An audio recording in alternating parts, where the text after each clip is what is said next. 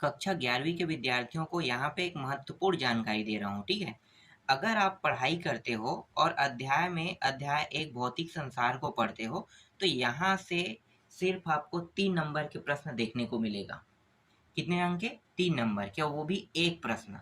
लेकिन ये भौतिक संसार वाले टॉपिक बस से नहीं आएगा। भौतिक संसार के अलावा आपको ये अध्याय याद रखना ना, भौतिक संसार के अलावा मैं आपको दिखाता हूँ, एक और अध्याय है,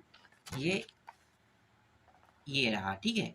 इकाई एवं मापन, दोनों मिला के 3 अंक का प्रश्न आएगा और 1 प्रश्न आएगा।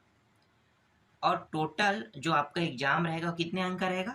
70 नंबर का, ठीक है? मैं आपको अब थोड़ा आपको बताता हूँ, ठीक है? आपका एग्ज़ाम कितने का रहेगा? 70 नंबर का रहेगा, ठीक है? पूर्णांक पूरा 70, मतलब 70 में अगर मैं 3 माइनस कर दूँ तो कितना होगा? 67 नंबर, इतना ही होगा, ठीक है? 70 में अगर मैं 3 माइनस करता हूँ तो 67 नंबर रहेगा, 64 नंबर। तो आप ना ये दोनों अध्याय 1 और 2 इसमें दिया है भौतिक संसार, इसी को हम जगत कहते हैं, ठीक है? संसार, या संसार की जगह में जगत लिखा रहता है। दोनों नाम एक है, और एक क्या है? इकाई एवं मापन। तो ये जो दोनों अध्याय है ना, आप लोग ना पढ़ाई मत करना इसको, ठीक है? इसको छोड़ ही देना, क्योंकि 3 नंबर के प्रश्न आएंगे। अगर आप पढ़ाई करोगे तो क्या होगा? नुकसान होगा आपका। तो आगे वाले जो टॉपिक है ना, टोटल अध्याय कितने हैं आपके बुक में? टोटल अध्याय दिया हुआ है 15। 15 में अगर मैं 2 माइनस करता हूँ तो कितना बचा? 13। अगर 13 अध्याय को अगर हम अच्छे से पढ़ेंगे तो टोटल 64 नंबर आपका आ जाएगा। कितना प्राप्त हो जाएगा? 64 नंबर, ठीक है? तो ये काफ़ी अच्छा है कि 64 में, मतलब 70 में अगर आप 64 ले आते हो तो काफ़ी अच्छा नंबर रहेगा।